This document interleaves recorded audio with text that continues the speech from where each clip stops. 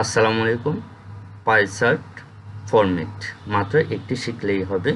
তো আজকে এমন একটা ফরম্যাট নিয়ে আলোচনা করব যে একটি ফরম্যাট দিয়ে কিন্তু সকল ধরনের পাইচার্ট লিখতে পারবে। ঠিক আছে? তো দেখো পাইচার্টটা এরকম হয়। তো আমি একটা উদাহরণ হিসেবে এটা তুলে নিলাম।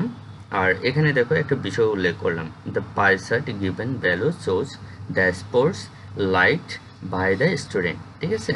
তো এখানে এটা হচ্ছে একটা বিষয়।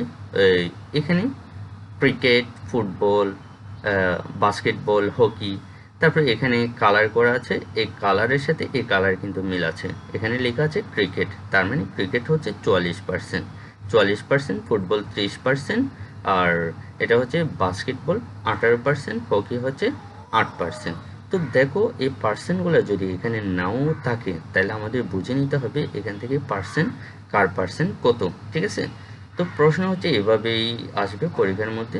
তো তোমরা একটু বুঝে নিবা, ঠিক আছে, কোনটার সাথে কি মিলতেছে। তো দেখো আমরা কিভাবে পাই চার্টটা লিখতে পারি। এখানে আমি ওই বিষয়টা উল্লেখ করলাম এবং চার্টটা তুলে নিলাম। এখানে দেখো তোমাদের পরীক্ষার মধ্যে কিন্তু এটা করতে হবে না, ঠিক আছে, তোমরা লেখা শুরু করবে এখান থেকে। তবে আমি বোঝানোর জন্য এটা এখানে শো করাচ্ছি। The pie chart given value shows the sports liked by the student. এখানে হচ্ছে the sports liked by the students, এটাই হচ্ছে বিষয়, মূল বিষয়। ঠিক আছে? তো ক্রিকেট, ফুটবল, বাস্কেটবল, হকি, তার মানে এগুলার আমাদের বর্ণনা করতে হবে। ঠিক আছে? তো একটি ফরম্যাট দিয়ে সব ধরনের পাই চার্ট লিখে ফেলো। দেখো এই ফরম্যাটটা ব্যবহার করে কিন্তু সব ধরনের পাই চার্ট লিখতে পারবে, যে কোনো ধরনের ফরম্যাট যেখান থেকে আসবে আসুক, তোমরা এই ফরম্যাটেই পাই চার্টটা লিখে দেবা। শুধুমাত্র ভিডিওটা শুরু থেকে শেষ পর্যন্ত একটু ভালো করে মনোযোগ দিয়ে দেখো, তাহলে অবশ্যই ভালো কিছু শিখতে পারবে। তো দেখো আমরা শুরু থেকে কিভাবে লিখব, the pie chart shows that. ঠিক আছে? অথবা the pie chart is about. তো আমরা যে কোনো একটাই ব্যবহার করব, যে কোনো একটাই লিখব। এখানে বিষয়টি লিখবে। তো বিষয়টি লিখবার জায়গায় কি লিখবা, এই যে the sports liked by the students, এটাই হচ্ছে বিষয়, মূল বিষয়। ঠিক আছে? যেখানে যেখানে আমি বলছি বিষয়টি লিখবে, সেখানে সেখানে শুধুমাত্র এটাই বসিয়ে দিবা, আর কোনো পরিবর্তন করবে না। ঠিক আছে? According to the pie chart term of the lowest percentage of, এখানে বিষয়টি লিখবে। তাহলে এখান থেকে আমরা সুন্দর করে বিষয়টি এখানে আবার লিখব। ইন, ছোট অংশের নামটি, তার মানে এখানে সব থেকে ছোট পার্সেন্টেজ কোনটা বলো তো? 8%। সব থেকে বড় পার্সেন্ট হচ্ছে 44%। তাহলে এখানে বলছি ছোট অংশের নামটি। তো ছোট অংশের নাম কি? হকি।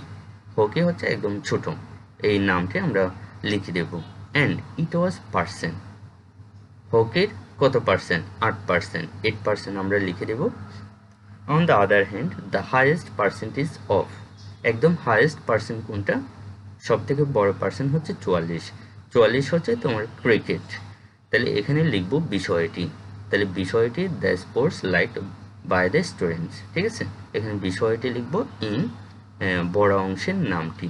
তো বড় অংশ হচ্ছে ক্রিকেট, আমরা ক্রিকেটে এখানে লিখে দেব। অ্যান্ড ইট ওয়াজ পার্সেন্ট, তাহলে এটার পার্সেন্টটা আমরা এখানে বসিয়ে দেব 44%। ইট ইনক্রিজড, ডিসক্রিজড। ঠিক আছে? এই দুইটার মধ্যে একটা বাড়ছে পার্সেন্টেজ আর একটা কমছে। ঠিক আছে? আমরা লিখে দেব ইট ইনক্রিজড অথবা ডিক্রিজড, যে কোনো একটা লিখতে পারি, অ্যারাউন্ড পার্সেন্ট টু পার্সেন্ট। তাহলে এখানে কত পার্সেন্ট? 44%, 8%। ইট ওয়াজ বড় অংশের নামটি, তাহলে এখানে বড় অংশের নাম হচ্ছে ক্রিকেট। ইন, ছোট অংশের নামটি, এখানে ছোট অংশের নাম হচ্ছে হকি।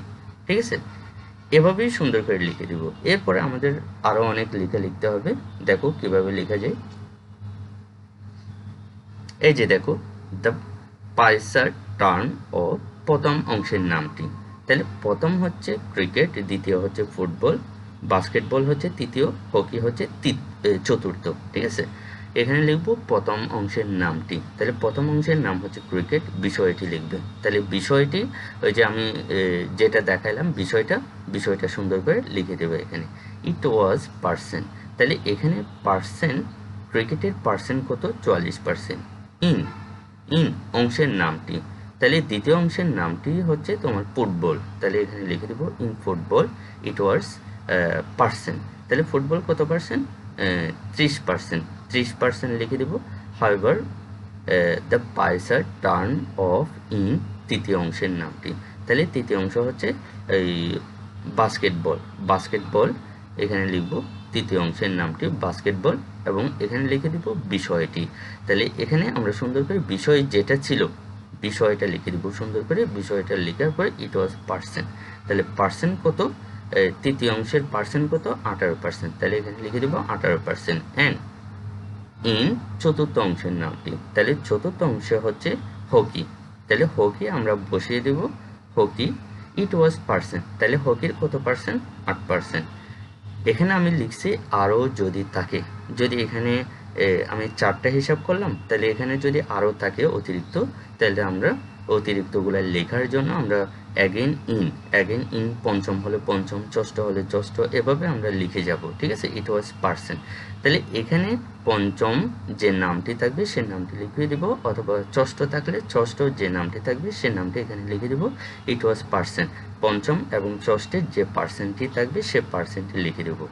তো লেখার পরে এখানে আমরা লিখব at last the pie chart it was increased অথবা ডিক্রিজড ফ্রম দ্য লাস্ট, তাহলে এখানে অ্যাট লাস্ট আমি বলছি একদম শেষের এই পাইসার্টের মধ্যে একদম শেষের পার্সেন্টটা কি বাড়ছে না কমছে, তাহলে একদম শেষে, এখানে ক্ষেত্রে একদম শেষে যে হকিটা আছে হকিটা একদম কি শেষে, তাহলে এটা কমছে, তাহলে ডিক্রিজড আমরা লিখতে পারি ডিক্রিজড।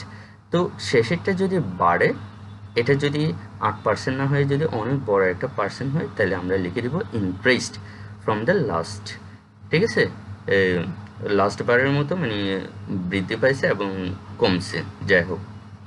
তো এখানে ফাইনালি আমাদের একটা কথা লিখতে হবে, finally the pie chart shows that someone to increased and someone to decreased of, এখানে বিষয়টি লিখবো, ঠিক আছে।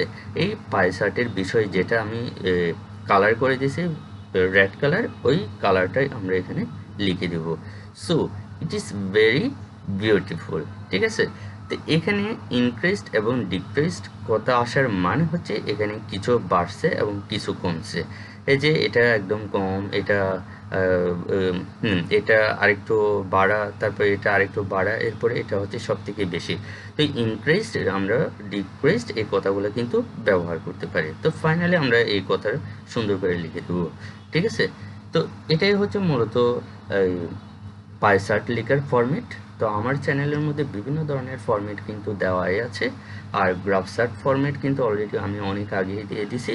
তো যদি টু জেড ভিডিওটা দেখতে থাকো তাহলে বুঝতে পারবে, ঠিক আছে। তো আমাকে অবশ্যই কমেন্টের মধ্যে জানাবে, কোনো একটা বিষয়ে যদি সমস্যা হয়ে থাকে তাহলে অবশ্যই কমেন্টে জানাবে। তো এটাই হচ্ছে আজকের ভিডিওটি ভালো লাগলে অবশ্যই লাইক কমেন্ট শেয়ার করবে। সম্পূর্ণ ভিডিওটি দেখার জন্য অসংখ্য ধন্যবাদ।